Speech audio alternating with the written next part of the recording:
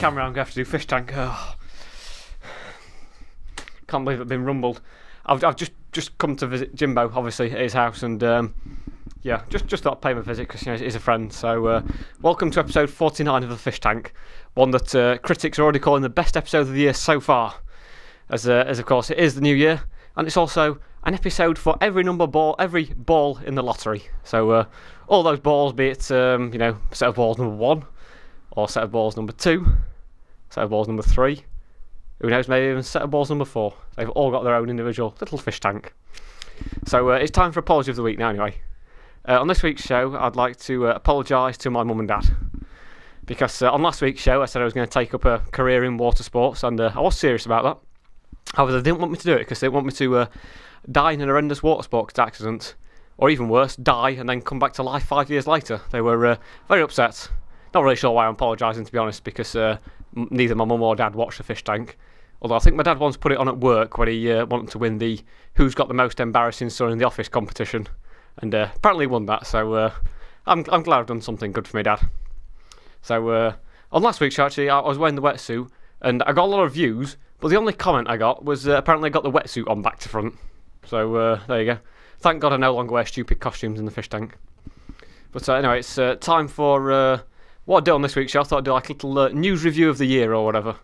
And so far, I mean, obviously, a lot of things have been mentioned on the fish tank, but I thought I'd talk through a few more things that have caught my eye during the year. On Deal or No Deal, there was the first ever quarter millionaire.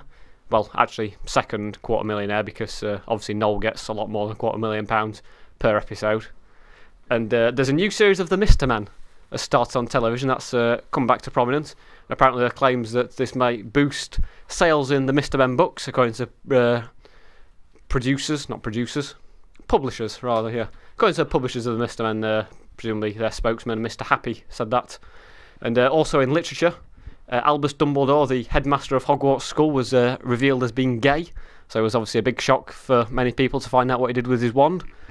And also, popular in the books, Jeremy Clarkson's books. They're jam-packed full in the charts. There's obviously The World According to Clarkson, Born to be Wild, Clarkson's Favourite Cars. Also, there's the other books by other Top Gear presenters. There's one by Richard Hammond called I Know Jeremy Clarkson. There's one by James May called So Do I. And that's about it. Also, in film, various people have died, in particular Marcel Marceau, famous silent movie actor. He's actually now in a wooden box as opposed to the Perspex one he pretended to be trapped in throughout his film career. Famous silent movie star. Apparently, at his funeral, they had a 2-minute round of applause for him. So, sure I wouldn't have wanted that. Also, another notable person who died this year was Evel Knievel. No doubt he, instead of going to the pearly gates in heaven, he sort of went straight over them and then crashed on landing. Famous motorbike stunt display man. And in politics, Gordon Brown replaced Tony Blair as Prime Minister. So I suppose it must have been like the Doctor who replaced Harold Shipman afterwards, or whatever. And a lot of scandal was mainly involved in the Cash for Honours display, which saw Doctor Who be arrested because he's a Time Lord, obviously. So he got arrested and taken in for question as to how he got his peerage. And that's about it. Also, noticeable thing happened in sport, which was David Beckham moved to LA. So he managed to get rid of him, but then his wife went on a world tour, so they're back in the public domain. He's still wearing his famous number 23 shirt that he wears when he plays for the LA Galaxy. He wore it at Real Madrid as well.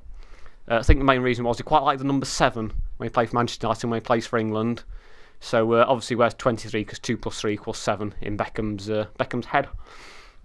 And also the main sports star of the year was Lewis Hamilton, who being a popular, typical British sportsman, he came second in the Grand Prix World Championships.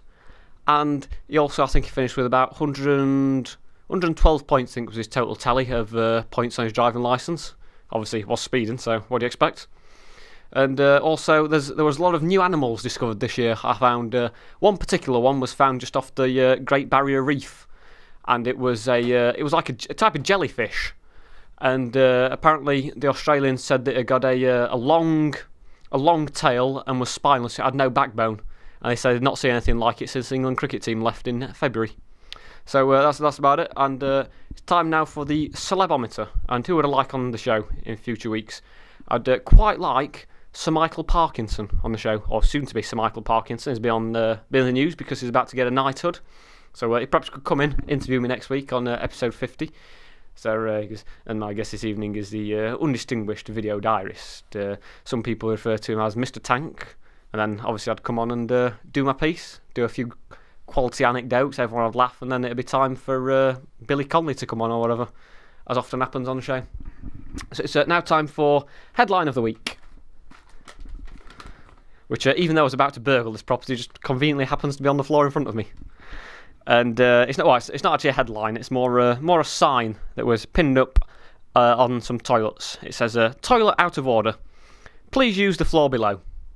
So I hope they've got a caution wet floor sign, because it's also would obviously cause things to be quite slippy, and also very, very unhygienic if you just go to a toilet on the floor. So don't do it. Go and find a toilet instead, is my advice. And it's also now time for Quote of the Week, which this week comes from David Pleat, former Sheffield Wednesday manager. Actually, while I'm on some Sheffield Wednesday, I'd like to send out my condolences to the family of Phil O'Donnell, former Sheffield Wednesday player who died at the weekend whilst playing. Excellent player and sadly missed.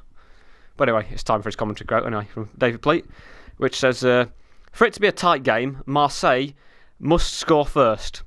And that looked pretty unlikely when Liverpool scored first. Well, obviously.